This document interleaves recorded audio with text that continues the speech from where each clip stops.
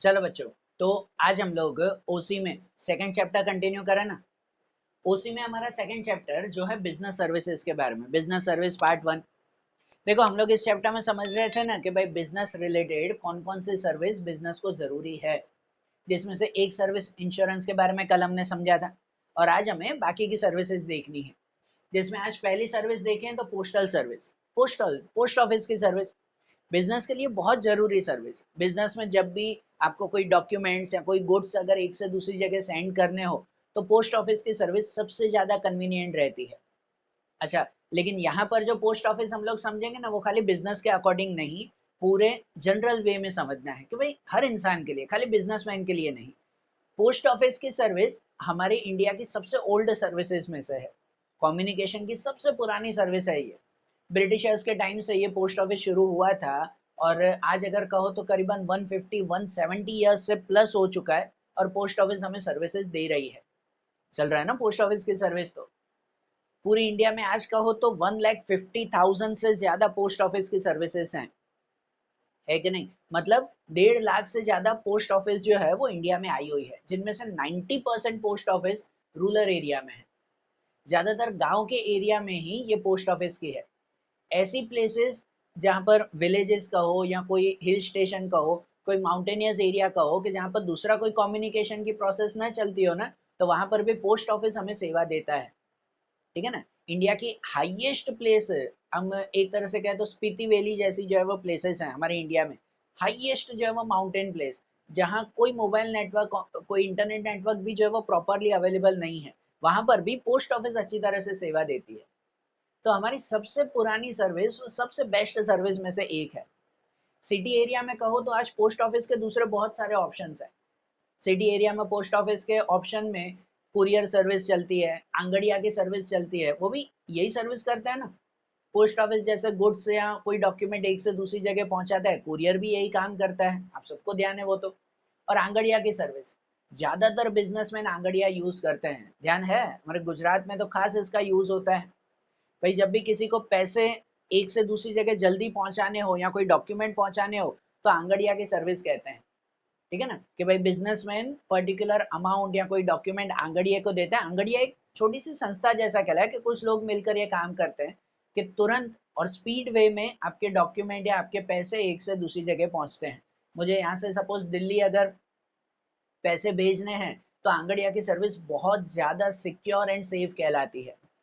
ठीक है, ये पोस्ट ऑफिस का ऑप्शन है। तो पोस्ट ऑफिस के आज भले इतने सारे ऑप्शन आ गए, पर फिर भी पोस्ट ऑफिस की सर्विस आज भी बेस्ट चलती है। आज पोस्ट ऑफिस सिर्फ गुड्स और पोस्ट के लिए या लेटर्स के लिए, डॉक्यूमेंट्स के लिए काम नहीं करती।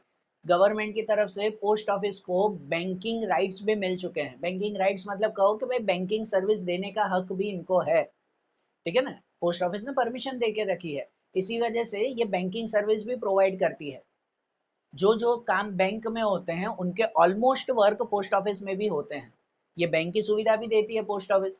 इसके अलावा शेयर मार्केट में अगर आपको शेयर्स खरीदने हो, तो पोस्ट ऑफिस भी ये हमें सुविधा देती है।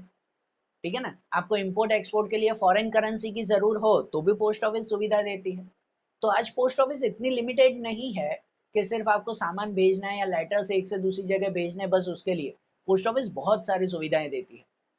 तो कौन कौन सी इनकी सर्विसेज है उसके बारे में हम लोग समझते हैं।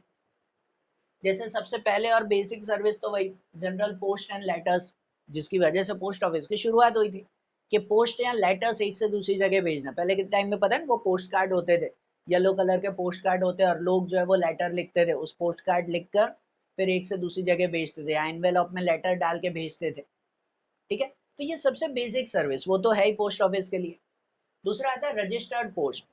रजिस्टर्ड पोस्ट वो होती है कि अगर कोई लीगल डॉक्यूमेंट, गवर्नमेंट के कोई भी लीगल डॉक्यूमेंट जिसमें उनका रजिस्टर्ड जो है वो बना हुआ हो, तो लीगल डॉक्यूमेंट एक से दूसरी जगह अगर भेजने हो, तो भी पोस्ट ऑफिस सेवा देती है बिल्कुल। भाई लीगल डॉक्यूमेंट जब आपको सेंड करने हो ना दूसरी जगह पर, तो उसको सिक्योरली सेंड करने के लिए पोस्ट ऑफिस थोड़े से चार्जेस ज्यादा लेती है। जनरल पोस्ट के कंपैरिजन में रजिस्टर्ड पोस्ट के चार्जेस ज्यादा होते हैं। और सपोज मेरे घर के डॉक्यूमेंट हैं, वो घर के डॉक्यूमेंट मुझे यहाँ से अगर मुंबई भेजने हैं, तो पोस्ट ऑफिस के थ्रू, रजिस्टर्ड पोस्ट के थ्रू हम लोग सेंड कर सकते हैं, सेफली सिक्योर ये पहुंचता है। बराबर? इसमें वहां तक पहुंच जाते हैं रिसीवर के पास, भाई मैं सेंडर और जिसको मैं भेज रहा हूँ वो रिसीवर हुआ। अच्छा, पोस्ट ऑफिस इसमें भी एक्स्ट्रा सुविधा देती है कि मुझे कंफर्मेशन अगर चाहिए कि भाई सामने वाले तक जो है वो मेरा पोस्ट बरोबर पहुंचा कि नहीं पहुंचा, तो मैं पोस्ट ऑफिस को बोलूंगा कि आप जिसको भी पोस्ट दे रहे हो ना, उसका सिग्नेचर मोबाइल नंबर लाकर वापस मुझे देना, वो भी लेकर आना आप लोग। ठीक है ना, मैं पोस्ट ऑफिस को कह सकता हूँ, जिससे मुझे भी सिक्योरिटी मिलती है कि हाँ भाई सही जगह पहुंच गया वो सामान, सही इंसान के हाथ में पहुंचा वो। तो पोस्ट ऑफिस इसके भी थोड़े से अलग चार्जेस लेती है, पर हाँ सामने वाले से साइन कॉन्टेक्ट नंबर लेकर आएंगे कि भाई मैंने सामान इसको दिया है, मैंने जो भी डॉक्यूमेंट्स है वो इसको प्रोवाइड किए हैं। ठीक है ना, ये रजिस्टर्ड पोस्ट। वैसे ही पार्सल सर्विसेज, जैसे पता है कुरियर में आता है, कुरियर सर्विसेज होती है ना, तो वही सर्विसेज ये भी तो प्रोवाइड करता है ना, इनसे इंस्पायर होकर ही तो कुरियर शुरू हुआ था। कुरियर प्राइवेट में काम करता है, ये गवर्नमेंट की तरफ से काम करता है पोस्ट ऑफिस। तो कोई भी पार्सल आपको एक से दूसरी जगह भेजना हो तो उसके लिए ये सर्विस आती है। पार्सल सर्विस में चार्जेस जो होते हैं ना वो उसके वेट के हिसाब से होते हैं, वजन के हिसाब से। जितना भारी आपका पार्सल होगा उसके अकॉर्डिंग उतने ज्यादा चार्जेस, हल्का पार्सल होगा तो उतने कम चार्जेस होते हैं। सही बात क्या नहीं? हाँ, कितने बिजनेसमैन होते हैं वो पार्सल जब एक से दूसरे शहर भेजते हैं ना तो इंश्योरेंस भी करवाते हैं उसका, कि बीच में पोस्ट ऑफिस के थ्रू ही सामान जा रहा है, ट्रक में सामान जा रहा है, ट्रक का एक्सीडेंट हो गया तो फिर चांसेस तो कुछ भी है ना, तो कितने लोग उसका इंश्योरेंस भी करवा के रखते हैं। पर ठीक है, पार्सल सर्विस भी पोस्ट ऑफिस प्रोवाइड करती है। या पार्सल सर्विस के साथ ही आता है वैल्यू पेएबल पोस्ट, वीपीपी जिसे कहते हैं, value payable post. Value payable post वो होता है कि जिसमें पोस्ट ऑफिस जो है वो, चलो आपको आसान तरीके से समझाऊं ना, तो जैसे ये अमेजोन फ्लिपकार्ट जैसी कंपनीज हैं, वो जो कुरियर की सर्विसेज देती है ना, वैसी सर्विस ये प्रोवाइड करते हैं। आप लोग अमेजोन पर कोई भी चीज का ऑर्डर देते हो तो क्या कहते हैं, अमेजोन के कुरियर वाले वो आपको सामान देकर आते हैं और बदले में आपसे पैसे लेते हैं, कैश ऑन डिलीवरी होता है। तो वैसे ही वैल्यू पेएबल पोस्ट बिजनेसमैन के लिए होता है। अब सपोज मेरा ऑनलाइन बिजनेस चल रहा है, ठीक है, कपड़ों का बिजनेस है, किसी ने मुझे ऑनलाइन ऑर्डर दिया, किसी ने ऑनलाइन ऑर्डर दिया कि भाई कोई मुंबई से कोई पर्सन है जिसको मेरे कपड़े चाहिए, भाई यहाँ से क्लोथ्स उसको खरीदने हैं, तो उसको ऑर्डर मिला ना, तो वो क्लोथ्स मैं कुरियर के थ्रू नहीं पोस्ट के थ्रू भेज सकता हूँ। वैल्यू पेएबल पोस्ट उसे कहते हैं कि मैं पोस्ट के थ्रू वो मेरा प्रोडक्ट मैं मुंबई भेजूंगा, तो पोस्टमैन वहां तक जाएगा, वहां पर वो प्रोडक्ट पहुंचेगा, वो उससे कैश ऑन डिलीवरी, पोस्टमैन ही उससे पैसे भी लेगा, जो चार्जेस होंगे वो चार्जेस भी लेगा, और वो पैसे आकर पोस्टमैन मुझे प्रोवाइड करेगा। समझ आ रही है ना बात? है इसे वैल्यू पेएबल पोस्ट कहते हैं। आप लोग जैसे अमेजोन फ्लिपकार्ट में आज के टाइम में हम लोग करते हैं वो वैसा ही है, वही सर्विस पोस्ट ऑफिस प्रोवाइड कर रही है। ठीक है ना, मेरा बिजनेस ऑनलाइन चल रहा हो तो मैं प्रोडक्ट पोस्ट ऑफिस के थ्रू भी बेच सकता हूँ, बरोबर? तो वो पोस्ट ऑफिस सामने वाले को प्रोडक्ट देकर आएगी और उससे पैसे लेकर आएगी फिर। ठीक है ना, ये वैल्यू पेएबल पोस्ट। वैसे ही आती है स्पीड पोस्ट या स्पीड पार्सल। स्पीड पोस्ट कि जब आपको कोई भी जो है वो डॉक्यूमेंट हो, कोई पार्सल हो, कोई सामान हो, जो कुछ भी चीज हो, वो सामान वो डॉक्यूमेंट अगर आपको स्पीडीली एक से दूसरी जगह पहुंचाना है तो उसके लिए स्पीड पोस्ट की सुविधा आती है। जनरली जो डॉक्यूमेंट्स हम लोग सेंड करते हैं ना नॉर्मल पोस्ट में या रजिस्टर्ड पोस्ट में, उसमें जाने में टाइम लगता है, पोस्ट ऑफिस की एक प्रॉपर प्रोसीजर होती है, उसमें थोड़ा टाइम लगता है। मतलब मुझे यहाँ से अगर दिल्ली भेजना हो तो शायद 4-5 दिन लगेंगे नॉर्मल में, पर मुझे जल्दी भेजना है कि नहीं यार मुझे दिल्ली जो है वो दूसरे दिन ही पहुंचाना है, 2 दिन में पहुंच जाना चाहिए, तो मैं स्पीड पोस्ट की सुविधा लूंगा। बराबर, मैं पोस्ट ऑफिस में जाके बोल सकता हूँ कि मुझे स्पीड पोस्ट में भेजना है, जल्दी से 2 दिन में वहां पहुंच जाना चाहिए। ठीक है, ये स्पीड पोस्ट। स्पीड पोस्ट से बेनिफिट ये होता है कि सामान हमारे टाइम के अकॉर्डिंग जल्दी से पहुंच जाता है। हाँ, पर इसके बदले में पोस्ट ऑफिस इसके चार्जेस भी ज्यादा लेती है ना, उसके चार्जेस भी पोस्ट ऑफिस के ज्यादा रहते हैं फिर। बराबर, और यही स्पीड पोस्ट के अकॉर्डिंग बनता है वो ये एक्सप्रेस पार्सल। एक्सप्रेस पार्सल ऐसा ही स्पीड पोस्ट से भी ज्यादा स्पीड। जब आपको कोई भी डॉक्यूमेंट, कोई भी पार्सल पर्टिकुलर टाइमिंग में अगर कहीं पे पहुंचाना है तो पोस्ट ऑफिस ये एक्सप्रेस पार्सल की सुविधा देती है। भाई मैं कहूँ कि मुझे यहाँ से दिल्ली अगर सामान भेजना है, वो 2 दिन बाद भी नहीं, मुझे आज के आज ही वहां पर चाहिए, तो ये एक्सप्रेस पार्सल की सुविधा आती है। एक्सप्रेस पार्सल में जितना मिनिमम टाइम होता है उतना टाइम जो है वो लिया जाता है, और फास्टेस्ट वे में ट्रांसपोर्ट करती है पोस्ट ऑफिस। फास्टेस्ट वे मतलब कि या तो प्लेन के थ्रू, एयरवेज में, या जितना जो है वो फास्ट हो सके वो सुविधा।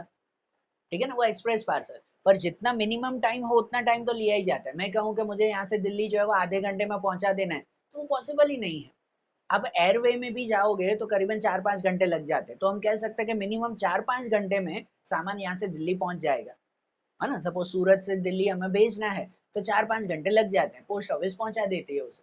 तो ये एक्सप्रेस पार्सल हो गया, समझ रहे हो ना। नॉर्मल पोस्ट में समझो दिल्ली पहुंचाना है 4-5 दिन 6 दिन लग जाएंगे, स्पीड पोस्ट में होता है तो सपोज 2 दिन लगेंगे, और मुझे चाहिए कि आज के आदि 4-5 घंटे में पहुंचाना है, तो एक्सप्रेस पार्सल। पर चार्जेस सबके उसके अकॉर्डिंग लगते हैं, इसके नॉर्मल चार्जेस, स्पीड पोस्ट के थोड़े ज्यादा चार्जेस, एक्सप्रेस के और थोड़े ज्यादा चार्जेस। बराबर ना, पोस्ट ऑफिस सुविधा तो देती है ना, उसके बदले में उसके चार्जेस है।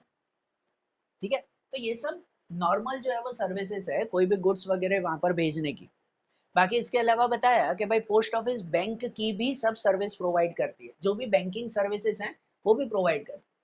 मतलब आप जैसे बैंक में अपना अकाउंट खुलवाते हो, वैसे ही पोस्ट ऑफिस में भी अपना अकाउंट खुलवा सकते हो। जो भी saving account, recurring account, fix deposit account, जो भी आपको खुलवाना है वो पोस्ट ऑफिस में भी खुलता है, जैसे बैंक में होता है। वही उसकी अगली सर्विस भी है कि सेविंग सर्विसेज, बरोबर ना। आप जैसे बैंक में सेविंग अकाउंट खुलवाते हो, वैसे पोस्ट ऑफिस में जाकर भी आप सेविंग अकाउंट खुलवा सकते हो, कि जिसमें आपको मंथली सेविंग करनी है, कि भाई वीकली सेविंग, कोई 6 मंथ में, मतलब जो भी जैसे आप बैंक में सेविंग अकाउंट होता है वैसे। और इसके अलावा बहुत सारी सुविधाएं सेविंग सर्विसेज में सब आ गई। रिकरिंग डिपॉजिट खुलवाना है, पब्लिक प्रोविडेंट फंड आता है, कि किसान विकास पत्र आता है, बहुत सारी सर्विसेज आती है जो आगे समझेंगे भी। और इन सब सर्विसेज में पोस्ट ऑफिस का फायदा ये है कि वो आपको बैंक की तरह एटीएम की, चेक बुक की, ये सब फैसिलिटीज भी प्रोवाइड करते हैं। अब तो पोस्ट ऑफिस की तरफ से डेबिट क्रेडिट कार्ड भी अवेलेबल आते हैं। ठीक है ना भाई, जो भी बैंक की सर्विस है वो सब सर्विस यहाँ पर मिलती है। नॉर्मल सेविंग अकाउंट तो आप खुलवा ही सकते हो, जैसे बैंक का सेविंग अकाउंट होता है। उल्टा पोस्ट ऑफिस में बैंक के कंपैरिजन में थोड़ा इंटरेस्ट ज्यादा होता है। बैंक में सेविंग अकाउंट में आप पैसे रखते हो तो आपको इंटरेस्ट 2.5-3% के आसपास मिलता है, यहाँ 3-3.5 के आसपास मिलता है, थोड़ा सा ज्यादा है इसमें, बराबर। यहाँ नॉर्मल सेविंग अकाउंट के अकॉर्डिंग रिकरिंग डिपॉजिट भी आता है। ध्यान है, बैंक में जैसे रिकरिंग डिपॉजिट होता है वैसे ही पोस्ट ऑफिस में भी रिकरिंग डिपॉजिट रहता है। रिकरिंग डिपॉजिट मतलब कि जिसमें आपकी ड्यूरेशन और मंथली अमाउंट एक बार फिक्स हो जाती है। ठीक है ना, रिकरिंग मतलब कहते हैं रिपीटेटिव। आपकी ड्यूरेशन एक बार फिक्स हो जाती है कि आपको कितने साल तक रखना है। पोस्ट ऑफिस में जनरली 5 साल के लिए होता है, कि मैंने नक्की कर दिया कि 5 साल के लिए अमाउंट रखनी है और हर महीने महीने इतनी रखनी है, एक बार में नहीं। एक बार में ही अगर रख दो तो उसे हम लोग टर्म डिपॉजिट कहते हैं। महीने महीने अगर रखनी है तो वो रिकरिंग डिपॉजिट। भाई मैंने डिसाइड कर लिया हर महीने के 1,000 रुपए 5 साल के लिए, तो 5 साल के लिए हर महीने महीने मैं 1,000 रुपए पोस्ट ऑफिस में भरता जाऊंगा। डेट फिक्स हो जाती है, रेट ऑफ इंटरेस्ट भी इसमें फिक्स होता है, कि भाई जनरली पोस्ट ऑफिस रिकरिंग के लिए जो है वो 6-7% का इंटरेस्ट देती है। ठीक है ना, 5-6-7 के आसपास ये चलता है। तो मतलब इतना इंटरेस्ट हम लोगों को वहां पे मिलता है। अब 1,000 रुपए मैंने जो है वो 6 साल के लिए रखे, 5 साल के लिए रखे, तो 1,000 रुपए हर महीने, तो साल के 12,000 हो जाते हैं। 5 साल के लिए जो है वो 60,000 हो जाएंगे। तो 60,000 मेरे वहां 5 साल में जमा हो जाते हैं, और 5 साल के बाद मुझे पूरी अमाउंट मिलती है विथ इंटरेस्ट। 60,000 वापस विथ जितना इंटरेस्ट होगा वो। अरे ना बात समझ में। हाँ, और इसमें सुविधा देती है कि अगर मुझे उसको एक्सटेंड करना है, कि 5 साल के लिए रखा है, अब 5 साल पूरे हो गए, मुझे और 5 साल रखने हैं, तो हम कर सकते हैं उसको आगे। ठीक है ना, ये रिकरिंग डिपॉजिट आता है ना, रिकरिंग मतलब रिपीटेटिव अमाउंट कहते हैं। हर मंथ सेम अमाउंट जो है वो हमें रिपीट करती हुई जानी, वो रिकरिंग डिपॉजिट। या फिर बैंक में जैसे फिक्स डिपॉजिट आता है ना फिक्स डिपॉजिट, वैसे ही पोस्ट ऑफिस में भी ये फिक्स डिपॉजिट है, उसे टर्म डिपॉजिट कहते हैं हम लोग। कि एक ही बार आपने अमाउंट रख दी, कोई रिपीटेटिव नहीं रखनी, महीने महीने नहीं। एक ही बार रख दी अमाउंट, कि मेरे पास कुछ सपोज 1,00,000 रुपए एक्स्ट्रा पड़े हुए हैं, ठीक है ना, तो मैंने पोस्ट ऑफिस में रख दिए 1,00,000 रुपए एक ही बार में। और ड्यूरेशन फिक्स कर दी, ड्यूरेशन जनरली होती है 1 साल, 2 साल, 3 साल, 5 साल, जितने साल आपको रखने हो, तो उतने साल के लिए मैंने ड्यूरेशन में वहां पे रख दिया, अमाउंट रख दी। मैंने रख दिया अगर 2 साल के लिए, तो 1,00,000 रुपए मैंने रख दिया। अब 2 साल बाद ही वो मुझे पैसे मिलेंगे, इसके बीच में ना पैसे डालने हैं ना पैसे निकालने हैं, बरोबर ना। 2 साल बाद ही वो मुझे पूरे पैसे मिलेंगे विद इंटरेस्ट। हाँ, बीच में कभी जरूर पड़ी तो हम ले सकते हैं, फिर उतना इंटरेस्ट कम मिलता है हमें, बरोबर ना। बाकी 1,00,000 रुपए मैंने रख दिए 2 साल के लिए, तो वो 2 साल वहां पर पड़े हुए हैं, उसके पहले हमें नहीं मिलेंगी हम, बरोबर। और इसके ऊपर भी इंटरेस्ट मिलता है, इस पे भी इंटरेस्ट जो है वो क्या कह सकते हैं, बाकी सबसे ज्यादा मिलता है। नॉर्मल सेविंग सर्विसेज पे 3-3.5% का इंटरेस्ट होता है, रिकरिंग डिपॉजिट में होता है 5-6% का, जबकि टर्म डिपॉजिट पे पोस्ट ऑफिस जनरली 7-8% का इंटरेस्ट देती है। और टर्म डिपॉजिट में ये इंटरेस्ट 3 मंथ में काउंट होता है, हर 3 महीने में ये इंटरेस्ट काउंट होता है, बराबर। और जितनी अमाउंट हो गई उसके बाद वो पूरी अमाउंट हमें एक साथ मिलती है भाई, 2 साल 3 साल जितना भी टाइम हुआ। अरे बस समझ में। अब इनके बाद की अगर सर्विस देखें तो जैसे एक और आता है नेशनल सेविंग सर्टिफिकेट, एनएससी जिसे कहते हैं, नेशनल सेविंग सर्टिफिकेट। भाई ये जो है वो एक तरह से कहो कि भाई गवर्नमेंट के सर्टिफिकेट शेयर्स की तरह होता है। शेयर मार्केट में आपको ध्यान है कि जैसे हम अगर शेयर मार्केट से कोई भी शेयर्स खरीदते हैं तो वो शेयर्स क्या होते हैं, कुछ नहीं, एक सर्टिफिकेट ही होता है ना।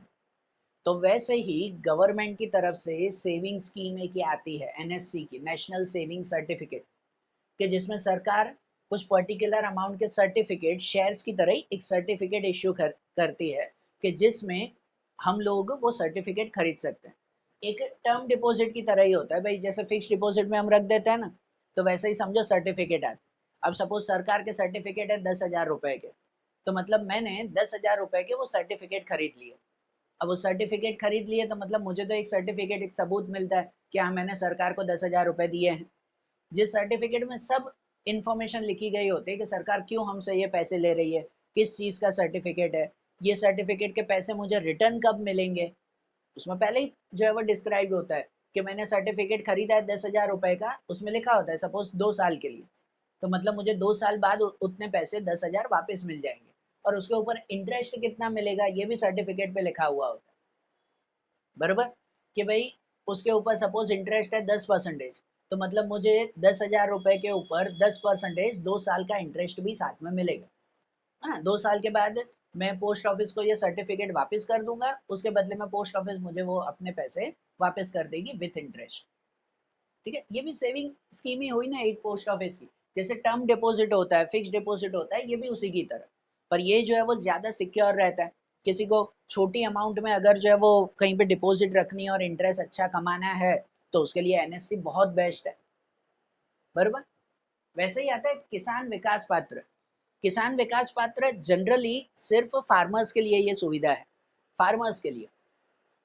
गवर्नमेंट फार्मर्स को ये सुविधा देती है कि फार्मर्स अगर कोई भी अमाउंट, कोई भी पर्टिकुलर अमाउंट पोस्ट ऑफिस में जमा करता है 100 मंथ के लिए, 100 महीने, मतलब करीबन जो है वो 8 साल और 4 महीने हो जाते हैं, ठीक है ना, 8 years and 4 month हो जाता है। 100 महीने के लिए अगर कोई भी किसान कोई अमाउंट अगर पोस्ट ऑफिस को देता है ना, तो 100 महीने बाद पोस्ट ऑफिस उसे अमाउंट डबल करके देती है, ठीक है ना, जितनी भी अमाउंट भरी हुई हो उसका डबल करके पोस्ट ऑफिस प्रोवाइड करेगी। ये किसान विकास पात्र है। समझ आ रही है बात, सिर्फ फार्मर्स के लिए, कि सपोज फार्मर्स ने अगर 10,000 रुपए उन्होंने रखे हैं पोस्ट ऑफिस में 100 महीने के लिए, 8 साल के लिए, तो 8 साल 4 महीने बाद 10,000 के 20,000 किसान को वापस मिलेंगे। अगर उसने 1 लाख रखे हैं तो 2 लाख उसको वापस मिलेंगे। समझ आ रही है बात, डबल अमाउंट मिलती है 8 साल के अंदर। ये किसान विकास पात्र खासकर फार्मर्स के लिए ये सुविधा बहुत अच्छी है, जो अपने फ्यूचर को सिक्योर करना चाहते हो उनके लिए ये बहुत अच्छी सुविधा रहती है, फार्मर्स के लिए। वैसे ही दूसरा आता है public provident fund. Public provident fund currently post office की सबसे बेस्ट सर्विस। प्रोविडेंट फंड किसे कहते हैं, ध्यान है आप लोगों को। कोई भी कंपनी होती है ना, प्राइवेट या गवर्नमेंट कंपनीज, खासकर प्राइवेट कंपनीज में, तो जो भी एम्प्लॉयज वहां पर काम करते हैं, जो भी लोग वहां पर नौकरी करते हैं, तो वो लोग अपनी अमाउंट की कुछ अमाउंट अपने मालिक के पास गिरवी रखवाते हैं। मतलब सपोज ऐसा कहो कि भाई मेरी कोई कंपनी में जॉब है अगर, कि मुझे वहां पर 20,000 की सैलरी मिल रही है, महीने के 20,000 रुपए, तो जो मालिक होगा ना वो मुझे 20,000 नहीं देता, उसके बदले में 18,000 ही देता है, 10% कम करके, 10% मतलब 2,000 रुपए कम करके। मुझे हर महीने सैलरी 18,000 ही मिलती है, और 2,000 रुपए वो मालिक के पास जमा रहते हैं। हर महीने 2-2 हजार मालिक के पास जमा रहेंगे, इसे प्रोविडेंट फंड कहते हैं। फिर ये पैसे कब मिलते हैं, कि जब मैं जॉब छोड़ के जाऊंगा या जब मैं रिटायर हो जाऊंगा। जब रिटायर होऊंगा तो वो पूरी अमाउंट जो हर महीने 2-2 हजार 2-2 हजार 2-2 हजार करके जमा हो रही है, अब जितने भी साल मैंने वहां पे समझो 10 साल काम किया है, तो जितनी भी अमाउंट वहां जमा हुई वो विथ इंटरेस्ट मालिक मुझे वापस दे देता है। तो होता है ना, जो पर्सन रिटायर हो रहे हैं 60-70 की एज में, जो रिटायर हो रहे हैं अब, तो उन्हें अगर ये प्रोविडेंट फंड की अमाउंट मिल जाए कि उसने एक कंपनी में 30 साल नौकरी की है और 30 साल बाद वो रिटायर हो रहा है, तो उसे इतनी सारी अमाउंट एक साथ मिल जाती है, तो उसका तो ओल्ड एज सिक्योर हो जाता है ना। समझ आ रही है ना बात? इसे प्रोविडेंट फंड कहते हैं। पर देखो प्रोविडेंट फंड मिलता है प्राइवेट कंपनीज में, बड़ी बड़ी कंपनीज में। अब जो जनरल पब्लिक है, किसी की छोटी दुकान चल रही है, कोई जो है वो सब्जी की लारी लगा रहा है, कोई नाश्ते की लारी लगा रहा है, मतलब जो भी ऐसे छोटे छोटे लोग काम कर रहे हैं, उन्हें ये फैसिलिटी कहाँ? वो जब रिटायर होते हैं 60-70 की एज में, तो उन्हें पैसे कहाँ से मिले? बरोबर ना? उन्हें कौन प्रोविडेंट फंड दे रहा है? प्राइवेट कंपनी में तो मालिक प्रोविडेंट फंड देगा कि हर महीने 2-2 हजार रखे या 5-5 हजार रखे, फिर रिटायरमेंट के वक्त सब पैसे साथ में। अब आम जनता को ये सब फैसिलिटी कैसे मिले? तो इसलिए पोस्ट ऑफिस ये फैसिलिटी देती है कि public provident fund, post office की तरफ से ये फैसिलिटी मिलती है कि कोई भी पब्लिक, पब्लिक का कोई भी पर्सन, कोई भी इंसान, हम भी भले, अपने हिसाब से हर महीने महीने पोस्ट ऑफिस को पैसे दे सकते हैं। कि जैसे प्राइवेट कंपनी में होता है, पगार 20 हजार की थी पर मुझे 18 हजार ही मिल रहे हैं, 2 हजार मैंने वहां पे रखे हैं मालिक के पास। तो वैसे ही हर महीने महीने 2-2 हजार रुपए मैं पोस्ट ऑफिस में भी रख सकता हूँ, कि पोस्ट ऑफिस में वहां पर रख दिया हमने कितनी भी अमाउंट। पोस्ट ऑफिस तो मिनिमम कहते हैं आप साल के खाली 500 रुपए रखो तो भी ठीक है, साल के 500 रुपए, बरोबर ना? या तो आप हर महीने रख सकते हो, जितने भी आपकी इच्छा हो, बरोबर। तो अगर मैंने हर महीने महीने 2-2 हजार रुपए रख दिए, मिनिमम इसका ड्यूरेशन होता है पोस्ट ऑफिस में 15 साल का, कि 15 साल तक मैंने रख दिया। Provident fund generally long term के लिए ही होता है। तो 15 साल मैंने हर महीने 2-2 हजार 2-2 हजार 2-2 हजार रखते रहूं वहां पर, तो 15 साल बाद जब हम रिटायर होंगे या जो भी अगर कामकाज छोड़ रहे हैं, जो कुछ भी है, तो पोस्ट ऑफिस विथ इंटरेस्ट वो पूरी अमाउंट हमें वापस देती है ना ये, बरोबर ना? तो ये फैसिलिटी वो पोस्ट ऑफिस की आज के टाइम में सबसे बेस्ट फैसिलिटी है कोई भी पर्सन के लिए, अगर उसको सेविंग करनी है ना फ्यूचर के लिए, तो उसके लिए। हम तो स्टूडेंट्स को कहते हैं कि अब आप जो आपकी एज है 16-17 की एज है, अब इस ईयर में अगर आपको कहीं पे सेविंग स्टार्ट करनी हो ना, तो यहाँ से स्टार्ट करो, पीपीएफ से, पब्लिक प्रोविडेंट फंड बहुत अच्छा है। अब महीने महीने 500-500 रुपए, महीने के 100-100 रुपए भी रखते जाओ भले, जितनी भी आपसे बनती हो, कि हर महीने महीने इतने इतने अमाउंट पोस्ट ऑफिस में रखते जाओ 15 साल के लिए। 15 साल बाद जब आपकी स्टडी कंप्लीट होगी, जब आप एक वेल सेटल पर्सन बनने जाओगे, तो आपको इतनी सारी अमाउंट एक साथ मिलेगी, जो वो उस वक्त बहुत काम आएगी, बहुत काम आएगी। ठीक है? इसीलिए ये फैसिलिटी बहुत बहुत अच्छी रहती है। कितने लोग कहते हैं इसकी जगह शेयर मार्केट में इन्वेस्ट करें हर महीने 500-500, बिल्कुल कर सकते हो, कोई मना नहीं है, पर वहाँ रिस्क रहता है। ये 100% रिस्क फ्री है, गवर्नमेंट सर्विसेज है, यहाँ पर रिस्क है ही नहीं बिल्कुल। तो आपके पैसे बिल्कुल सिक्योर है। किसी को डर लगता हो मेरे पैसे डूब जाए तो यहाँ पे सेविंग करो। अरे बात ध्यान, वैसे ही दूसरी सर्विस आती है पोस्टल इंश्योरेंस की सर्विस। पोस्टल इंश्योरेंस भी वैसे ही सर्विस है कि जैसे कल हमने इंश्योरेंस के बारे में समझा था ना, वो सभी इंश्योरेंस ये पोस्ट ऑफिस भी हमें प्रोवाइड करती है। लाइफ इंश्योरेंस हो, एंडोमेंट हो, फायर इंश्योरेंस, जनरल इंश्योरेंस, कोई भी तरह के इंश्योरेंस हो, ये पोस्ट ऑफिस हमें प्रोवाइड करती है, हमारी लाइफ के लिए भी, हमारे बिजनेस के लिए भी। ठीक है ना? उल्टा पोस्ट ऑफिस की जो इंश्योरेंस आते हैं उसमें प्रीमियम भी कम लगता है, सर्विसेज भी प्राइवेट कंपनी के कंपैरिजन में ज़्यादा अच्छी होती है। ठीक है? दूसरी सर्विस का हो तो monthly income scheme, monthly income scheme की सर्विस आती है, जिसमें भी जो रिकरिंग की तरह ही आप मंथली मंथली जो है वो उसमें पैसे जमा कर सकते हो, या तो एक साथ फिक्स डिपॉजिट की तरह भी रख सकते हो। ये सुविधा उनके लिए होती है जिन्हें हर महीने महीने अगर कंफर्म इनकम चाहिए, कोई ना रिटायर पर्सन हो जाते हैं, अब हर महीने महीने मुझे पैसे मिलते रहने चाहिए, उसके लिए ये रहता है। पर इसके लिए पहले आपको पोस्ट ऑफिस में एक लमसम अमाउंट, एक बहुत अच्छी अमाउंट, या धीरे धीरे करके एक बड़ी अमाउंट पोस्ट ऑफिस में जमा करनी होती है। एक एग्जांपल से समझाता हूँ। अब कोई पर्सन समझो 50-60 एज का है, वो रिटायर हो गया। अब रिटायर हो गया, उसे पीएफ मिला, प्रोविडेंट फंड मिला, या उसका कोई पुराना मकान था उसने बेच दिया, अब उसके पास 10 लाख रुपए पड़े हैं। अब 10 लाख रुपए घर में पड़े होंगे, कोई काम का नहीं आएगा, तो वो 60 की एज में अब वो कोई काम करने भी नहीं जा रहा है, कोई नौकरी करने, धंधा करने भी सपोज नहीं जा रहा है वो पर्सन। तो अगर उसके पास ऐसी 10 लाख रुपए, 5-10 लाख की अमाउंट है, बड़ी अमाउंट ही चाहिए, अगर इतनी अमाउंट है तो वो अमाउंट पोस्ट ऑफिस में रख सकता है, और पोस्ट ऑफिस को बोल सकता है कि इसमें से हर महीने महीने उसको इनकम मिलती रहे, बराबर, हर महीने महीने। आपको पहले अमाउंट वहां रखनी होती है, और एक साल बाद जनरली, एक साल बाद आपको उसमें से हर महीने महीने इनकम मिलती जाती है। अब मैं उसको बोल दूं कि भाई मुझे हर महीने महीने 10-10 हजार रुपए चाहिए, तो बैंक या पोस्ट ऑफिस वो उसमें से 10-10 हजार रुपए हर महीने महीने मुझे देती रहेगी। ये मंथली इनकम स्कीम है। ज़्यादातर ओल्ड एज के लिए या जिसके पास बहुत अच्छी खासी अमाउंट पड़ी हुई हो, तो उसके लिए ये स्कीम सबसे बेस्ट कहलाती है। बराबर ना, मंथली मंथली मिलते हैं। आप घर पे कोई काम नहीं कर रहा तो भी हर महीने महीने पोस्ट ऑफिस से 10,000 मिलते रहेंगे, क्योंकि मैंने अगर 10 लाख रुपए रखे हैं तो उसका जो भी ब्याज होगा ना, वो ब्याज में से ही मुझे जो है वो पैसे मिलते रहते, वो इंटरेस्ट में से ही पैसे मिलते रहते हैं मुझे। तो मेरे 10 लाख भी ऑलमोस्ट वहाँ मेंटेन रहते हैं, और साथ में मेरी एक अच्छी सी इनकम भी शुरू हो जाती है उसके ब्याज में से। अरे बात ध्यान। तो ये मंथली इनकम स्कीम। या दूसरा आता है मनी ऑर्डर की सुविधा। पोस्ट ऑफिस की ये बहुत पुरानी और सिक्योर सुविधा होती है। मनी ऑर्डर, आपको पैसे जब एक से दूसरी जगह भेजने हो तो ये मनी ऑर्डर आता है। पहले के समय में होता था ना, गांव के लोग शहर में नौकरी करने जाते थे, है ना, जब ये इंटरनेट और मोबाइल और ये सब सुविधाएं नहीं थी, तो गांव से शहर में नौकरी करने जाते। अब शहर में वो अकेले नौकरी करते, परिवार गांव में बैठा हुआ है, तो उनको मंथली जो भी सैलरी मिलती, थोड़ा अपने लिए खर्च करके बाकी के वो गांव में भेज देते। चलो बाकी के पैसे गांव भेज दिए हमने, तो वो गांव में सिक्योरली भेजने हो ना, तो उनको सबसे ज्यादा विश्वास पोस्ट ऑफिस पे होता है कि मनी ऑर्डर से भेजें, मतलब हाँ सामने वाले के पास सही तरह से पहुंच जाएंगे। बराबर। तो ये मनी ऑर्डर की सुविधा, और आजकल इसमें भी अपग्रेड आता गया है। अब इंस्टेंट मनी ऑर्डर, ई मनी ऑर्डर आता है, कि जिसके थ्रू ऑनलाइन जो है वो एक से दूसरे अकाउंट में डायरेक्टली शिफ्ट हो जाता है। पोस्ट ऑफिस ने सुविधा दे दी कि ऑनलाइन एक से दूसरे अकाउंट में शिफ्ट हो जाते हैं पैसे। जैसे आजकल आप लोगों को ऑनलाइन ट्रांसफर करते हैं, वो पोस्ट ऑफिस के थ्रू भी मनी ऑर्डर ट्रांसफर किया जाता है।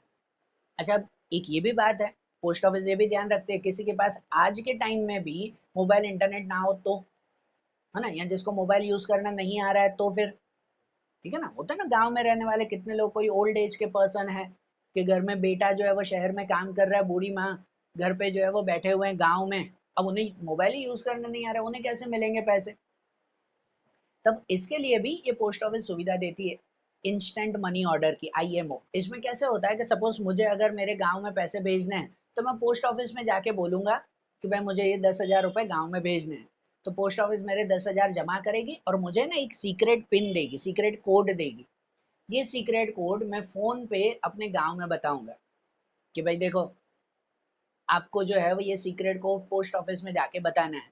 अब मैंने गांव में जिसको बताया, तो वो अपना आईडी प्रूफ लेकर और वो सीक्रेट कोड लेकर अपने गांव के पोस्ट ऑफिस में जाएगा। अब वो गांव के पोस्ट ऑफिस में गए, वहां पर सीक्रेट कोड बताया, अपना आईडी दिया, तो पोस्ट ऑफिस उसे पैसे दे देगी हाथ में। ठीक है ना, तो जिसके पास इंटरनेट की सुविधा नहीं है, वो भी तो ये फैसिलिटी दे सकते हैं ना। या फिर ई मनी ऑर्डर आता है।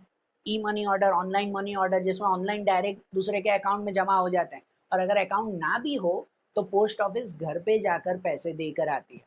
हम अगर पोस्ट ऑफिस में जाके फॉर्म भर के आए कि मुझे यहाँ पैसे भेजने हैं, और वहाँ अकाउंट में नहीं, उसके घर पे देने, अकाउंट की सुविधा नहीं है, तो वो घर पे जाकर वहाँ पर पैसे देकर आते हैं।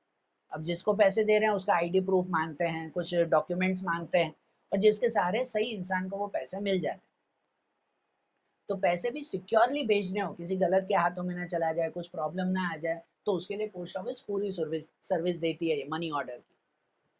यहाँ अदर रिलेटेड सर्विस आती है, दूसरी सर्विसेज भी आती हैं।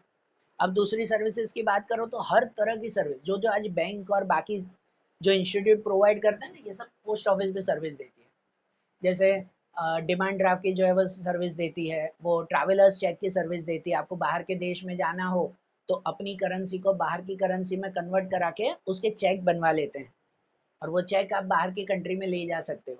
होता है ना भाई, पैसों का डर रहता है, मैं रुपीस को डॉलर में कन्वर्ट करके अमेरिका घूमने जाऊँ और रास्ते में गिर गया डॉलर, कुछ नुकसान हो गया, तो इसके लिए मैं पोस्ट ऑफिस में जाऊंगा, उन्हें बोलूंगा कि इतने रुपीस के डॉलर्स में कन्वर्ट करके दो और डॉलर के चेक बना के दो, तो मैं चेक लेकर जाऊंगा अपने जेब में। गिर भी गए तो वो चेक पे जब तक साइन नहीं होगी तब तक वो चेक किसी के यूज के नहीं है। फिर मुझे वहां अमेरिका जाकर किसी को भी पेमेंट करनी हो ना, तो वो चेक पे ऑन द स्पॉट साइन करके अमाउंट लिख के उसको पेमेंट कर दो। ठीक, सिक्योर रहता है ये ट्रैवलर्स चेक। दूसरा, शेयर मार्केट में कुछ भी खरीद बेच करनी हो तो पोस्ट ऑफिस सुविधा देती है। गवर्नमेंट को कभी कोई नई पॉलिसी बनानी है, कुछ भी एक्टिविटीज करनी है, तो पोस्ट ऑफिस से सजेशन लेती है, सरकार भी सजेशन लेती है। और इवन आपको भी कोई सजेशन की जरूर हो, कहाँ इन्वेस्ट करें, कैसे करें, क्या काम करें, तो पोस्ट ऑफिस आपको भी सुविधा देती है। ठीक है ना, आज के टाइम में रेलवे की बुकिंग इसके थ्रू होती है, ऑनलाइन किसी को पेमेंट करनी हो तो इनके थ्रू पेमेंट होती है। कहते हैं ना, पोस्ट ऑफिस आज बहुत सारी सर्विसेज प्रोवाइड करती है। तो बिजनेस के लिए सेफ और सिक्योर अगर कोई सर्विस हो ना, तो वो ये पोस्ट ऑफिस की सर्विस है। हम भले आजकल कुरियर, आंगड़िया और इन पे विश्वास करते हैं, पर पोस्ट ऑफिस आज भी उतना ही सेफ एंड सिक्योर काम करती है। अरे बात ध्यान। तो जैसे पोस्ट ऑफिस की सुविधा देखी ना, वैसे ही चैप्टर में एक और सुविधा, एक और सर्विस आती है, वो आती है गोडाउन या वेयर हाउस की सर्विस।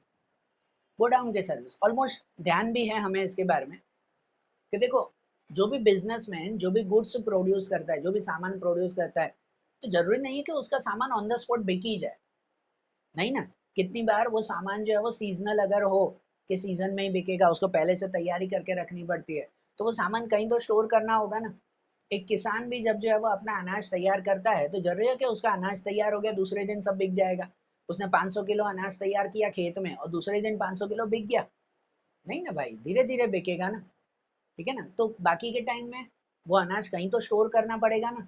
ऐसे ही कोई बिजनेसमैन भी हो, उसका सामान ऑन द स्पॉट थोड़ी सेल हो जाता है, उसे कहीं तो स्टोर करना पड़ता है ना। और इसी स्टोरेज के लिए गोडाउन की जरूरत पड़ती है। गोडाउन की सर्विस वही है बिजनेसमैन के लिए। गोडाउन सर्विस का मेन मकसद ये रहता है कि जो प्रोडक्ट है ना, वो अपनी क्वालिटी में मेंटेन रहे, उसकी क्वालिटी खराब ना हो। कि अनाज रखा हुआ है गोडाउन में, फिर आसपास जो है वो आकर कीड़े मकोड़े उसे खा जाए, या फिर जो है वो बारिश होती है, बारिश का पानी गोडाउन के अंदर आ जाए, पूरा अनाज खराब हो गया, तो इसके लिए थोड़ी गोडाउन बना रहे। गोडाउन का मेन पर्पस, मेन ऑब्जेक्टिव क्या रहता है कि प्रोडक्ट की क्वालिटी मेंटेन रहे, उसकी क्वालिटी ना खराब हो, इसके लिए तो गोडाउन रख रहे हैं। सही बात के नहीं? बरोबर ना? तो हर बिजनेसमैन ये गोडाउन की सर्विस का यूज करता है कि अपने प्रोडक्ट को लॉन्ग टर्म के लिए अगर सिक्योर रखना हो, अपने क्या कहते हैं बिजनेस में कहीं स्टोर करना हो, तो ये गोडाउन की सुविधा आती है। अब गोडाउन भी अलग अलग टाइप के आते हैं। अब गोडाउन के टाइप्स अगर देखो ना, तो अलग अलग पर्सपेक्टिव से हैं।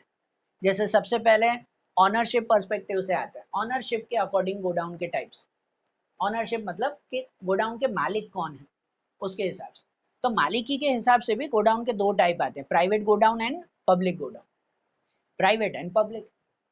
प्राइवेट गोडाउन वो कहलाते हैं कि जब जो है गोडाउन गोडाउन कोई प्राइवेट पर्सन खुद के लिए यूज कर रहा है, कोई बिजनेसमैन है, उसी का ही गोडाउन भी है, वो खुद जो सामान प्रोड्यूस करेगा वही वहां गोडाउन में रखेगा, अपने ही गुड्स वहां पर रखने, बाहर किसी के गुड्स नहीं, तो वो प्राइवेट गोडाउन है उसके लिए। और पब्लिक गोडाउन वो कहलाते हैं पब्लिक गोडाउन कि जहां पर जो पर्सन है वो अपने गुड्स वहां पर नहीं रख रहा है, लेकिन पब्लिकली किसी को भी कहते हैं कि भाई किसी को भी अगर गुड्स कहीं पे स्टोर करने हो तो हमारे पास आके स्टोर करो, तो वो पब्लिक गोडाउन।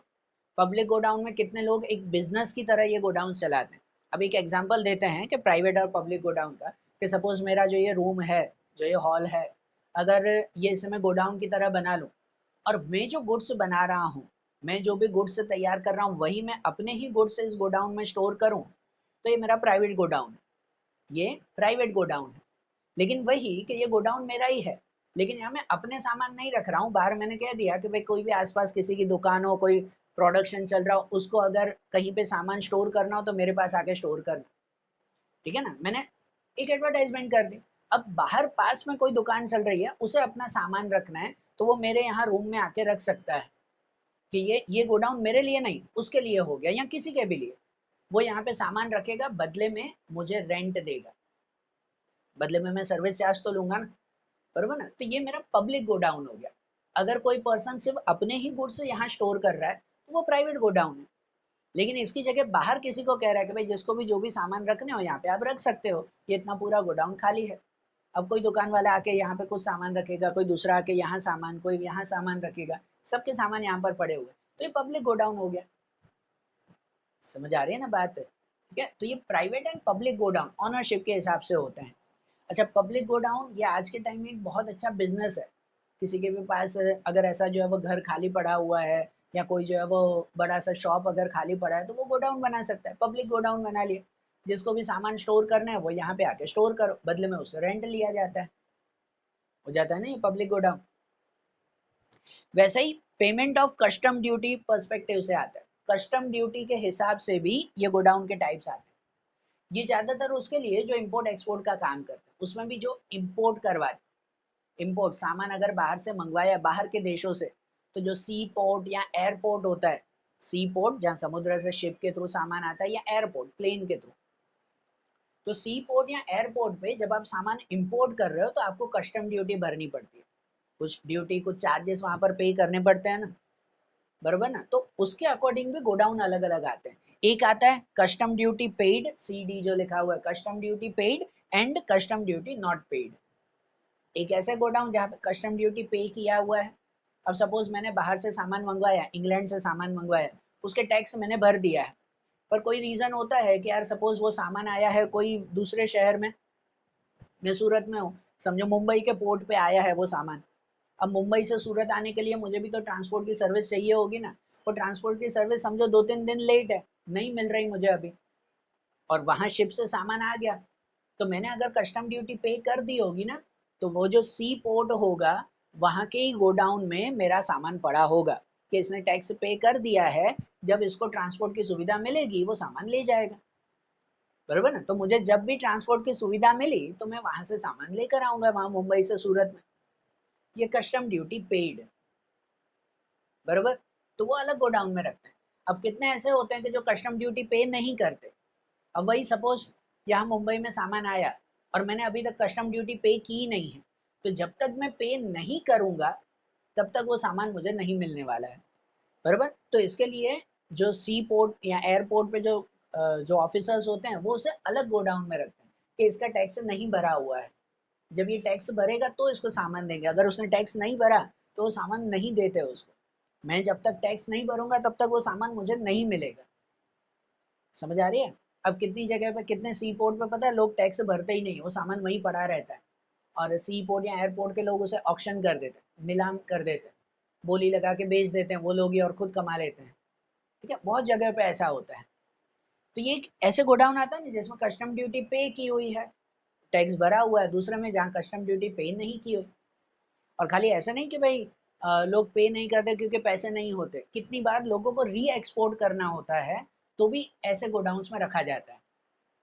किसी को री एक्सपोर्ट करना, री एक्सपोर्ट मतलब कि सपोज मैंने जो है वो इंग्लैंड से सामान मंगवाया है, अब वही सामान मुझे यहाँ से चाइना में भेजना है। तो मैंने इंग्लैंड से सामान मंगवाया, इंपोर्ट किया, अब उसका टैक्स मैं नहीं भरूंगा क्योंकि वही सामान मुझे चाइना में भेजना है, तो उसका टैक्स वो भरेगा। बरोबर। तो इसलिए वो भी custom duty not paid godown में स्टोर किया जाता है। उन्हें बोला जाता है कि हाँ भाई ये 2-3 दिन में यही सामान यहाँ से निकाल के मैं वहां ले जाऊंगा, उसके कुछ अलग चार्जेस होते हैं बिल्कुल, वो कुछ मिनिमम चार्जेस भर के वहां से मैं री एक्सपोर्ट कर दूंगा चाइना में, तो मुझे अपने घर में थोड़ी लेकर आना है उसे। समझ आ रहा है। इसके लिए भी ये गोडाउन होते हैं कस्टम ड्यूटी नॉट पेड। या दूसरे गोडाउन आते हैं यूजफुलनेस पर्सपेक्टिव से, यूजफुलनेस के हिसाब से, कि जिसके अंदर जनरल और स्पेशल गोडाउन आते हैं। जनरल गोडाउन्स वो होते हैं कि जो जनरल यूज के लिए होते हैं, कोई भी सामान कहीं पर भी जहाँ कोई स्पेशल केयर की जरूरत पड़ती नहीं है तो वो जनरल गोडाउन है, कोई स्पेशल केयर नहीं पड़ते हम। और दूसरे स्पेशल गोडाउन आते हैं जहाँ पर गुड्स के अकॉर्डिंग स्पेशल केयर करनी पड़ती है। कितने गुड्स होते हैं पता है, पेरिशेबल गुड्स जल्दी खत्म हो जाते हैं, मिल्क मिल्क प्रोडक्ट होते हैं, वेजिटेबल फ्रूट्स होते हैं वो पेरिशेबल है, वो 1-2 दिन में सड़ जाएंगे, तो उसे जनरल गोडाउन में नहीं रखा जाता, उसके लिए पता है वो स्पेशल जो है वो क्या कह सकते हैं कि भाई फ्रीजर जैसे गोडाउन्स बना दे, है ना भाई, कूलिंग फैसिलिटी देते हैं कि ठंडा रखते हैं उनको, कि जिससे वहाँ सब्जियां फल या मिल्क प्रोडक्ट वो लॉन्ग टर्म तक टिके रहें। स्पेशल केयर करनी पड़ती है ना, कुछ केमिकल्स आते हैं, कुछ दवाइयाँ आती हैं, उसे जनरल गोडाउन में नहीं रख सकते कि ऐसे ही डब्बे भर के रख दिए, उसको भी स्पेशल केयर करनी पड़ती है। क्रैकर्स होते हैं, फटाके जहाँ पर हमें रखे जाते हैं, वो जनरल गोडाउंस में नहीं, स्पेशल केयर में, कि जरा सा भी वहाँ पे आग का जो है वो खतरा ना हो। तो जहाँ पर स्पेशल केयर की जरूरत पड़ती है गुड्स के अकॉर्डिंग वो स्पेशल गोडाउन, और जहाँ गुड्स के अकॉर्डिंग केयर की जरूरत नहीं है वो जनरल गोडाउन। बराबर। आता नहीं है गोडाउन की फैसिलिटीज भी जरूरी। अब गोडाउन के बाद अगर दूसरी सर्विस देखें तो दूसरी सर्विस आती है हमारी ट्रांसपोर्ट की सर्विस। सबसे बेसिक, बिजनेस के लिए सबसे बेसिक और जरूरी सर्विस वो ट्रांसपोर्ट की सर्विस। ट्रांसपोर्ट की सर्विस भी देखो ना तो अलग अलग टाइप आते हैं उसमें। ट्रांसपोर्ट तो ध्यान भी है ना, जो कोई भी गुड्स को या पर्सन को एक से दूसरी जगह अगर भेजना हो तो उसके लिए ट्रांसपोर्ट की सर्विस आती है। अब उसके भी अलग अलग टाइप आते हैं। ह्यूमन ऑपरेटेड ट्रांसपोर्ट सर्विस आती है, ह्यूमन ऑपरेटेड जहाँ पर ह्यूमन के थ्रू जो है वो ट्रांसपोर्ट होता है। कितनी जगह पे चलता है ना, पहले भी चलता था पता है, वो पैडल रिक्शा आती थी, पैडल रिक्शा के जहाँ पर साइकिल रिक्शा भी हम कहते हैं कि भाई पैर से जो है वो साइकिल चलाकर सामान या लोगों को एक से दूसरी जगह पहुंचा देते, ये ह्यूमन ऑपरेटेड। या हाथ रिक्शा भी आती, आज भी कितनी जगह पर पता है, पंजाब के साइड कलकत्ता के साइड कितनी जगह आज भी ये चलता है कि भाई ह्यूमन ऑपरेटेड है, हाथ रिक्शा आती है कि जहाँ पर एक गाड़ी की तरह ही होता है कि पीछे गाड़ी लगी हुई रहती है और पर्सन जो है वो उसे हाथ से उठाकर दौड़ते हुए ले जाता है। आज भी ये सर्विस चलती है, वो ह्यूमन ऑपरेटेड ट्रांसपोर्ट है। दूसरा एनिमल ऑपरेटेड ट्रांसपोर्ट होता है। पहले के समय में होता था ना, घोड़ा गाड़ी, बैल गाड़ी, ऊंट गाड़ी, हाथी गाड़ी भी होती थी। मतलब कि भाई इन एनिमल्स के थ्रू ट्रांसपोर्ट होता था। कोई भी गुड्स या पैसेंजर को एक से दूसरी जगह पहुंचाना हो तो ये एनिमल ऑपरेटेड सर्विसेज आती थी, सबसे बेसिक पहले के समय में। अभी एनिमल ऑपरेटेड बहुत कम है, ठीक है ना, है काफी जगह पर अब जो है वो बहुत कम हो चुका है, ये दूसरी सर्विसेज ज्यादा अच्छी है। या दूसरी एयरवेज के थ्रू ट्रांसपोर्ट के सिंपल टाइप्स है, इसलिए वो डायरेक्ट बता रहा हूँ कि एयरवेज के थ्रू के, जहाँ पर फ्लाइट के थ्रू, प्लेन के थ्रू जो है वो ट्रांसपोर्ट किया जाता है पर्सन का या गुड्स का। सबसे फास्टेस्ट सर्विस, थोड़ा सा रिस्की भी, पर सबसे फास्ट सर्विस ये आती है एयरप्लेन के थ्रू। जहाँ पर ये सर्विसेज के लिए पर्टिकुलर प्लेसेस पर एयरपोर्ट और रनवे बनाना ज़रूरी होता है ना, जहाँ पर प्लेन के थ्रू ये सर्विस देते हैं तो पूरा एयरपोर्ट तैयार करते हैं, रनवे खासकर तैयार करते हैं कि जहाँ पर प्लेन जो है वो लैंड हो सके, प्लेन लैंड हो सके और टेक ऑफ हो सके, रनवे तैयार करते हैं। और जहाँ ऐसी फैसिलिटीज़ ना हो रनवे की तो वहाँ हेलीकॉप्टर की सुविधा देते हैं, है ना, वहाँ हेलीपैड तैयार करते हैं, हेलीपैड कि हेलीकॉप्टर के थ्रू जो है वो वहाँ पर ये सुविधा दी जाए। होता है ना पहाड़ी एरिया जहाँ पर रनवे नहीं बन सकते इतने बड़े, तो वहाँ पर हेलीपैड बनाते हैं, हेलीकॉप्टर की सुविधा आती है। वैसे ही एयरवेज के थ्रू आता है लैंड ट्रांसपोर्ट, जमीन का ट्रांसपोर्ट, सबसे बेसिक और सबसे जो है वो जरूरी है ट्रांसपोर्ट। लैंड ट्रांसपोर्ट में भी दो टाइप आते हैं, रेलवे और रोडवेज। रेलवे के थ्रू ट्रांसपोर्ट और रोडवेज के थ्रू ट्रांसपोर्ट, बराबर ना। रेलवे हमारे इंडिया के लिए कहो तो सबसे ज़रूरी है ट्रांसपोर्ट का पार्ट। आज रेलवे सिस्टम कहो तो हमारी इंडिया की रीढ़ की हड्डी कहलाती है, स्पाइनल कॉर्ड कहलाती है, भाई इतना ज़रूरी है लोगों के लिए भी और बिजनेसमैन के लिए भी, ठीक है ना। कितना इजी और सिक्योर ट्रांसपोर्ट हो जाता है।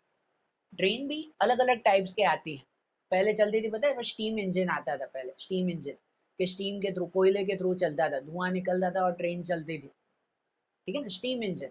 फिर जो है वो पेट्रोल डीजल के थ्रू जो है वो इंजन चलने लगा, अब इलेक्ट्रिसिटी से चलता है, सीएनजी से चलता है, अलग अलग होते जाते हैं। पहले जो डीजल के थ्रू या कोल के थ्रू चलता था ना, डीजल के थ्रू खासकर, तो उसमें ऐसे होता था कि अगर कोई लॉन्ग रूट की ट्रेन हो तो बार बार डीजल खत्म हो जाएगा, फिर क्या करें। तो कितनी ट्रेनों में ऐसे होता था कि पूरी ट्रेन में एक से ज्यादा डब्बों में ऐसे जो है वो फ्यूल भर के रखते थे, एक से ज्यादा डब्बों में, इसे मल्टीपल यूनिट ट्रेन कहा जाता था, मल्टीपल यूनिट ट्रेन। अब कश्मीर से कन्याकुमारी सीधी ट्रेन जा रही है, ठीक है ना, वो पूरी ट्रेन का सफर 4 दिन का होता है, 4 दिन लगते हैं कि भाई नॉर्थ से साउथ तक आने में पूरा। अब वो 4 दिन में जो है वो उनका फ्यूल 100% खत्म हो गए ना, तो वो ट्रेन क्या करते हैं कि एक्स्ट्रा फ्यूल लेकर चलते हैं, पूरे ट्रेन में एक दो डब्बे अलग से फ्यूल के लगते हैं, खत्म हो गया तो वहां से फ्यूल प्रोवाइड हो जाएगा, ठीक है ना, इसे मल्टीपल यूनिट ट्रेन कहते हैं। और बाकी ट्रेन में तो अब हर पर्सन और बिजनेसमैन के लिए सुविधा है ही। दूसरा रोडवेज आता है, रोड के थ्रू, जब भी आपको डोर स्टेप तक अगर जो है वो सुविधा चाहिए, घर के आंगन तक जो है वो अगर कोई ट्रांसपोर्ट की सुविधा चाहिए तो रोडवे ही अकेला ऐसी सुविधा देता है।